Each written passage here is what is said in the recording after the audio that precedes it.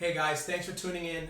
So wanted to give you a quick market recap, talk to you about some of the things that we're seeing in the real estate market in Miami and around the country. So my job is to keep you informed and educated during these dark times. So I'll keep doing that, and we'll start off with giving you some numbers here in Coral Gables over the last 2 weeks. So March 15th was pretty much the day when we all started getting quarantined, and we've been at it about 2 weeks. Okay, so in those 2 weeks, we saw 26 new listings come onto the market, saw 37 listings that were canceled or withdrawn or temporarily taken off the market. Right now, temporarily off the market status in the MLS, it used to buy you 30 days, it'll now get you 90 days. So you can go temporarily off market, and some realtors can keep searching those properties and possibly give realtors a call and see if maybe we can line them up to see as soon as things kind of ease over here. We saw 16 houses that went under contract over the last 2 weeks, and we had 29 closed sales. So we are seeing some activity in the real estate market. This is strictly for Coral Gables. Numbers in Coconut Grove are a tad smaller because Coconut Grove is more condensed, but there is some activity happening in the Grove as well.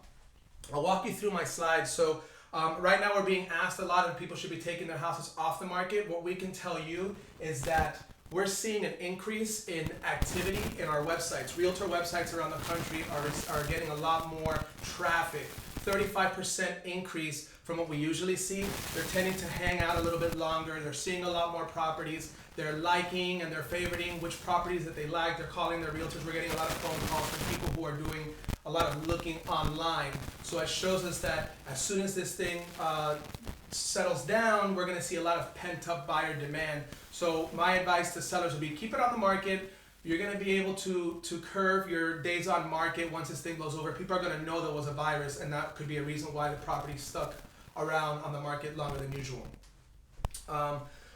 We have this slide here from Keeping Current Matters. So this is Goldman Sachs' GDP forecast. So housing in the country right now is about 70% of the GDP for the country, for the whole United States. So obviously we had a dip in Q1, and Q2 is starting off really bad. So these are all projections, but what they expect is that once this thing, dies down and we start moving into normalcy, we're going to see a heavy increase in Q3 and Q4. There was a conference amongst Goldman Sachs' top people, and they weren't too worried about the housing market. Sure, there's some uncertainty about the stock market, but that's not going to mean anything for real estate more than things just slow down. It's going to ramp up big time once this thing blows over. And I wanted to tell you that people are asking me if I'm seeing things get big time discounted. Are we seeing things just kind of slash?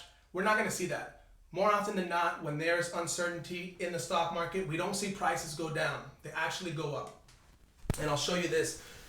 This is home appreciation, the 6 years leading to the housing crash in 2008. And this is our appreciation over the last 6 years. So as you can see, this was, over the top here, but now this is more of a steady. This is usually what we see in terms of home appreciations year after year. What I can also show you is that this is what happened to home prices in the United States during the last 5 recessions. So with the exception of 2008, where the housing crisis was the cause of the recession, you can see that there's an uptick in home appreciation more often than not. This is a slight dip, less than 2%, but we usually see home appreciation go up and prices come up during slow economic uncertainty. Housing market usually does pretty well. A lot of investors take their money out of the stock market and put it into real estate. And that's pretty much my whole slideshow for now. Just wanted to keep you guys informed. In a couple of weeks, we'll talk to you more about what we're seeing in the Grove and in the Gables.